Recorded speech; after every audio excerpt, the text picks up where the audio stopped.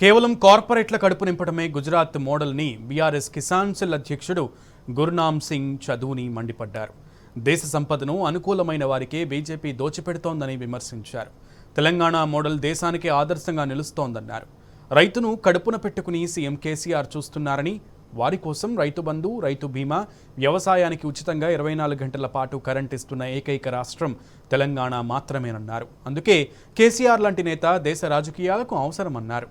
BRS Kisan సెల్తో దేశంలోని ప్రతి రైతు గడపకు తాము చేరుతామంటున్న గుర్నామ్ సింగ్తో మా ఢిల్లీ ప్రతినిధి శివ ఫేస్ టు ఫేస్.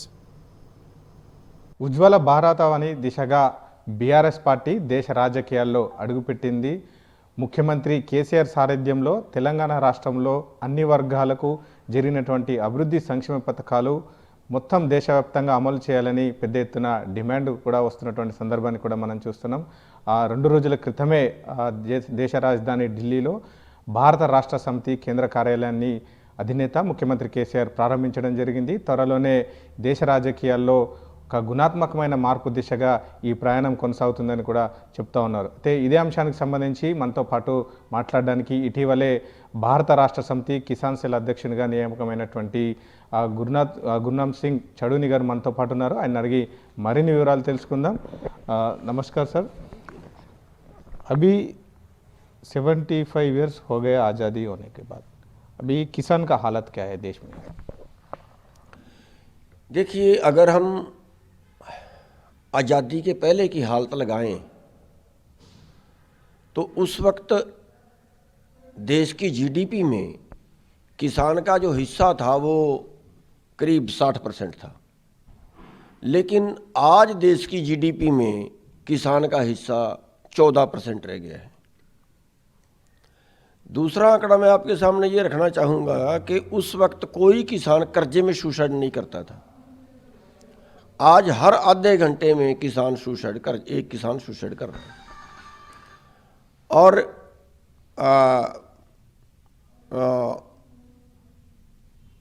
इसका एक जो बड़ा कारण है वो ये रहा है कि खेती के ऊपर जो बजट खर्च करना चाहिए था सरकार को, वो नहीं किया गया। पहली पंचवर्षीय योजना में करीब 14% बजट खेती पे खर्च था, जो अब घट के 1% से भी नीचे आ गया है। यानी खेती पे जो पैसा खर्च करना चाहिए था वो सरकार का ना हो कि किसान की जेब से गया, और खेती महंगी हुई, और जितनी खेती महंगी हुई उस हिसाब से उसको भाव नहीं मिले। अगर हम बाज़ार की महंगाई का और किसान के भाव का कंपटीशन करें तो 1966-67 के साल में एमएसपी तय हुआ है, उसके पहले एमएसपी नहीं था, बाज़ार का भाव था। और अगर जो सबसे पहला भाव है उसका कंपटीशन आज से करें तो हम देखेंगे कि सोने के चौगिर्दे पूरे देश की अर्थव्यवस्था घूमती है, उसके भाव से तुलना की जाती है। अब 1970 में 1 तोला सोने का भाव था 2.5 क्विंटल गेहूं, और आज 1 तोला सोने का भाव है 25 क्विंटल गेहूं। ठीक है, मतलब इतना उसमें अंतर आ गया। या हम दूसरी चीज़ों से कंपटीशन करें, मान लिया हम मकान बनाते थे तो 1 क्विंटल गेहूं में 1967 में 1600 ईंट थी, आज 1 क्विंटल गेहूं में करीब 300 ईंट है। पूरे बाज़ार की तुलना जो है हम इस तरीके से कर सकते हैं, यानी करीब 6 गुना जो भाव है हमें कम मिला है। या ये मान लीजिए कि जो बाज़ार के भाव हैं वो 6 गुना ज़्यादा बढ़े हैं खेती की फसल की बजाय, फसल की कीमत की बजाय। तो ये सारी वजहें हैं जिससे किसान का ग्राफ नीचे गया है। और इसके साथ साथ जो दूसरा बड़ा कारण हुआ वो ये हुआ कि इसके जो सहायक धंधे थे उनको भी बहुत ज़्यादा नहीं उभारा गया। जितने सहायक धंधे थे उसमें भी किसान इंटर नहीं कर पाया। तो ये बड़े कारण रहे हैं कि खेती नीचे जा रही है, और आज देश में किसान को बचाने की ज़रूरत है। अभी बीआरएस पार्टी ने बोला था, अधिनेता और मुख्यमंत्री केसीआर जी ने बोला था अब की बार किसान सरकार आने की ज़रूरी है, अब कैसे देखते हैं ये बात? देखिए, पूरे देश के नेताओं में हमने देखा है कि पूरे देश के नेता या जो राजनीतिक पार्टियां हैं वो ज़्यादा पैसे वालों के लिए काम कर रही हैं, कारपोरेट सेक्टर के लिए काम कर रही हैं। जितने राहतें हैं देश की वो सब उनको जा रही हैं। लेकिन तेलंगाना की सरकार ने, केसीआर जी ने जो वहाँ पे मॉडल खड़ा किया है, अभी 8 साल हुए हैं तेलंगाना बने को, और इन 8 सालों में उन्होंने एक मॉडल पेश किया है और वो मॉडल अच्छा मॉडल हमें पसंद आया।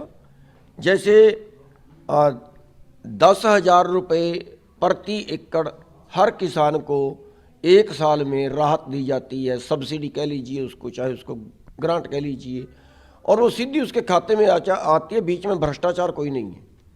तो पूरे देश में कहीं भी 10,000 एकड़ पे नहीं दिए जा रहे। और 5 लाख रुपए का हर किसान का बीमा है, तो पूरे देश में कहीं नहीं। और बीमा ये नहीं है कि एक्सीडेंटली है या खेत में काम करते मरे तब है, किसी तरह भी मरे, किसी तरह भी डेथ हो जाए तो 5 लाख रुपए का बीमा है, जो सारे देश में कहीं भी नहीं है। तीसरा चीज़, वहाँ पे सारी फसलें बिक रही हैं और बिजली, जो ट्यूबवेल खेत की बिजली है वो 24 घंटे है। पूरे देश में कहीं 24 घंटे नहीं है, हाईएस्ट 8 घंटे है, जहाँ पे हरियाणा में, पंजाब में अगर हम गिने तो 24 घंटे है और बिल्कुल फ्री, बिल्कुल फ्री है, कोई पैसा नहीं है। पानी बिल्कुल फ्री है और हर 5,000 एकड़ पे एक क्लस्टर बनाया है जहाँ पे सरकारी अधिकारी बैठता है, किसानों को ज्ञान देता है, सरकारी की स्कीमें किसानों तक पहुँचाता है, किसान की समस्या सरकार तक पहुँचती है और वो सॉल्व होती है। तो ये भी केवल मॉडल वहीं पे है और पूरे देश में कहीं नहीं है। और मतलब इस तरह की बहुत सी स्कीमें, और किसानों के प्रति इनका जो लगाव है। अब जैसे किसान आंदोलन में 750 के करीब किसान शहीद हुए हैं, उन सबको 3-3 लाख दिया है। हालांकि तेलंगाना का कोई उसमें वो किसान नहीं था, लेकिन उन्होंने पूरे देश के किसानों का दर्द समझा है और पूरे देश के किसान जो संघर्ष करते, जो लड़ते शहीद हुए हैं, तो उन्होंने सबको 3-3 लाख दिया है। और वहाँ पे अगर हम तेलंगाना में मज़दूर की बात करें, जो बेरोज़गार मज़दूर है, तो 10 लाख रुपए उनको ग्रांट है, 10 लाख रुपए कैश उनको मिलेगा जो मर्जी उससे कारोबार करें। तो ये चीज़ें पूरे देश में ज़रूरत है, इसलिए हम पूरे देश में जो है वो तेलंगाना मॉडल लाने की ज़रूरत है। और ये हमें फ़र्क लगा है दूसरे स्टेटों से तेलंगाना में, जो वहाँ के मुख्यमंत्री ने करके दिखा दिया है, एक मॉडल पेश कर दिया है कि ये चीज़ है। और अब उनका जो सोचना है वो ये है कि ये चीज़ सारे देश में लागू हो, ये चीज़ पूरे देश में लागू हो, और उसी का लिए एक प्रयास उन्होंने शुरू किया है। ठीक है, अभी 8 साल हुआ था सेंट्रल में बीजेपी गवर्नमेंट आया था, वो इसी समय में किसान के विकास के लिए और कल्याण के लिए कुछ ना कुछ कर दिया। आप कैसे देखते हैं? नहीं, उन्होंने कुछ नहीं किया है, बल्कि उल्टा हुआ है। जिस दिन का उनका राज है उस दिन का किसान डाउन गया। अब देखिए, आंकड़ा देखिए आप, 2014 में जो भुखमरी का आंकड़ा है देश में, वो 121 देश हैं जिनमें भुखमरी है, किसी में कम है, किसी में ज़्यादा है। तो उनमें 55वां स्थान भारत का था 2014 में, और आज भारत का जो है 107वां स्थान है। यानी भूखमरी की संख्या बहुत ज़्यादा बढ़ गई है।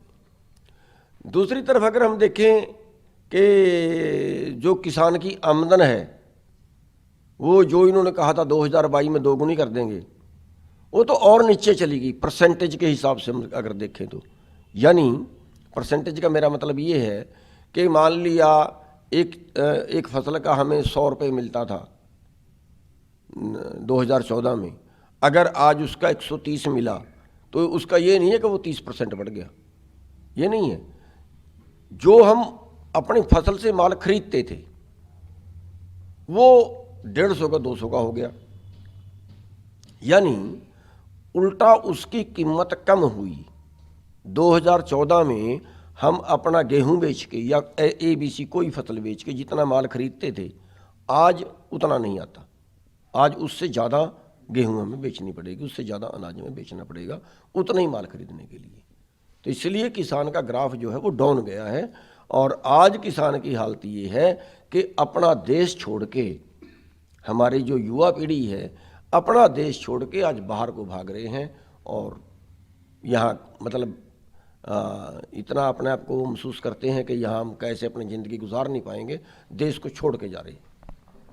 अभी वो जो तेलंगाना में 8 साल में किया था, वो पूरा ये मॉडल, तेलंगाना मॉडल पूरा देश में इम्प्लीमेंटेशन करने के लिए क्या देखते हैं, कैसे देखते हैं? पहले तो गुजरात मॉडल भी लाया था, हम पूरा देश में ये मॉडल इम्प्लीमेंटेशन करता, मोदी साहब ने जी बोला था। अभी कैसे देखता है, ये गुजरात मॉडल है, तेलंगाना मॉडल, कौन सा बेस्ट मॉडल था?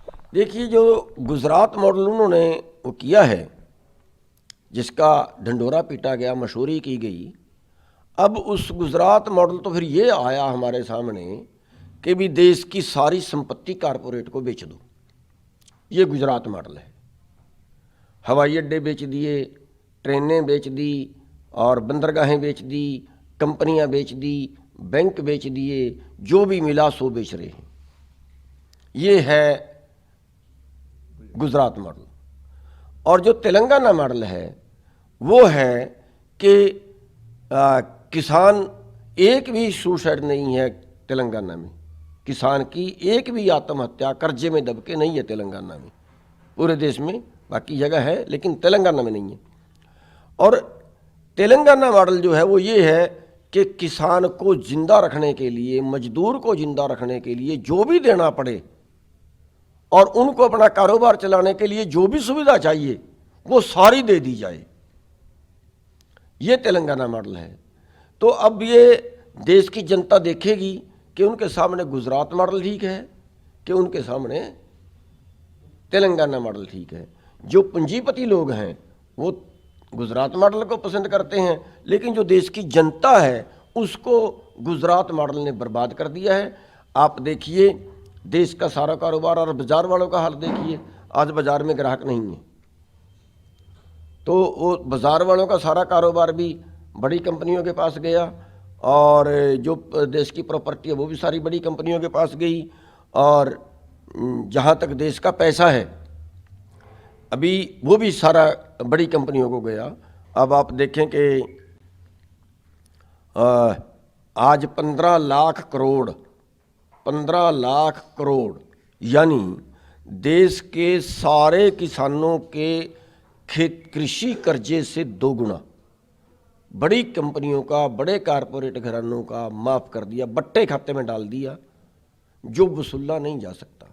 15 लाख करोड़ यानी देश के बैंक भी बर्बाद करके रख दिए। ठीक है सर। और बीआरएस पार्टी अधिनेता सीएम केसीआर नेशनल पॉलिटिक्स में एंट्री किया था, कैसे देखता है एंट्री सीएम केसीआर का पॉलिटिकल भी? देखिए, इसकी देश को ज़रूरत है, इसकी देश को ज़रूरत है। अगर जो पहली राजनीतिक पार्टियां हैं अगर वो अच्छा काम करती तो शायद कोई नई पार्टी राष्ट्रीय बनाने की ज़रूरत ना पड़ती। लेकिन उन्होंने कुछ देश के लिए जो करना चाहिए था, जिसकी देश ने उम्मीद की थी, जिसकी हमारे शहीदों ने उम्मीद की थी कि भारत को आज़ाद कराओ, जान भी चली जाए तो कोई बात नहीं, और देश को आज़ाद कराया। आज़ाद कराने के बाद उनको क्या मतलब उनकी जो उम्मीदें थी उस पर पानी फिरा है। और इसलिए जो केसीआर जी ने जो राष्ट्रीय पार्टी बनाई है भारत राष्ट्र समिति के नाम से, और एक उनकी लंबी सोच का जो है और उदाहरण है, लंबी सोच उन्होंने अपने दिखाई है कि जैसे हम बहुत लंबे समय से आंदोलन लड़ रहे हैं, किसानी के लिए काम कर रहे हैं, अब और तो हम कुछ कर नहीं सकते। जितनी हमारे में बुद्धि थी उसके लिए बस उस सड़कों पे बैठे, कहीं नारे लगाए, कहीं जेल में गए। तो अभी तक 20-30 बार जेल काट ली, बहुत से मुकदमे दर्ज अभी तक हुए। तो उन्होंने जो है हमारे से संपर्क किया और उन्होंने हमें जो है वो जो किसान विंग बनाया है, भारत राष्ट्र किसान समिति, उसका राष्ट्रीय अध्यक्ष बनाया है कि देश के किसानों को जब तक राजनीति में नहीं जोड़ेंगे, जब तक किसान कुर्सी पे नहीं बैठेगा, तो तब तक किसान के पक्ष में कानून नहीं बनेंगे। बात तो सारी कानून से चलती है। अब जब पूंजीपति कुर्सी पे बैठेंगे तो पूंजीपतियों के पक्ष में कानून बनेंगे, और अगर किसान कुर्सी पे बैठेगा तो किसान के पक्ष के कानून बनेंगे। तो उनका धन्यवाद है, हमें इस काबिल उन्होंने समझा और हमें उसका राष्ट्रीय अध्यक्ष उन्होंने भारत राष्ट्र किसान समिति का बनाया और अब हमारा प्रयास रहेगा कि पूरे देश के किसानों को इसमें जोड़ा जाए। और हम आपके चैनल के माध्यम से पूरे देश के किसानों को रिक्वेस्ट करते हैं कि वो हमारे साथ जुड़े। हम इस संगठन को हर गांव तक पहुंचाने का हमारा लक्ष्य है और जो भाई भी हमारे से जुड़ना चाहे, हमारा टेलीफोन नंबर 9812335244 है, तो इस पे संपर्क कर सकते हैं। व्हाट्सएप पे, मैसेज पे संपर्क कर सकते हैं। हर किसान का फर्ज बनता है कि अपने देश को बचाने के लिए, अपने समाज को बचाने के लिए वो आगे आएँ, देश की सेवा करें। ధన్యవాదాలు. మొత్తంగా చూస్తే తెలంగాణ రాష్ట్రంలో రైతు సంక్షేమం, రైతు అభివృద్ధి దిశగా జరిగినటువంటి పాలన మొత్తం దేశవ్యాప్తంగా అమలు కావాల్సినటువంటి అవసరం ఉందనేటువంటి అభిప్రాయాన్ని గుర్నామ్ సింగ్ గారు అయితే చెప్తా ఉన్నారు. దాంతోపాటుగా దేశ రాజకీయాల్లో కూడా ఒక గుణాత్మకమైనటువంటి మార్పు రావాల్సిన అవసరం ఉంది. రైతు కేంద్రంగానే పాలన కొనసాగాలి. 75 ఏళ్ల స్వతంత్ర అనంతరం కూడా ఇప్పటికీ కూడా నష్టాల్లోనే కొనసాగుతూ ఉన్నారు. అనేక ప్రభుత్వాలు, అనేక పార్టీలు ప్రభుత్వాన్ని ఏర్పాటు చేసినప్పటికీ రైతు కోసం, రైతు అభివృద్ధి కోసం ఇప్పటి వరకు ఏ విధమైనటువంటి చర్యలు తీసుకోలేనటువంటి అంశాన్ని అయితే చెప్తా ఉన్నారు. రానున్న రోజుల్లో ఏర్పాటు చేయబోయేది బీఆర్ఎస్ పార్టీ. ముఖ్యమంత్రి కేసీఆర్ నేతృత్వంలోనే త్వరలోనే భారతదేశంలోనే ఈ పార్టీ బీఆర్ఎస్ పార్టీ అనేది ప్రభుత్వాన్ని ఏర్పాటు చేస్తుంది. బీఆర్ఎస్ అధినేత నేతృత్వంలో ఒక రైతు సంక్షేమం దిశగా రైతు పరిపాలన కొనసాగబోతోంది. రైతులకు మంచి రోజులు రాబోతున్నాయి అన్నటువంటి అంశాన్ని అయితే గుర్నామ్ సింగ్ గారు చెప్తున్నారు. వీడియో జర్నలిస్ట్ ప్రభాకర్తో శివకుమార్, టీ న్యూస్, న్యూఢిల్లీ.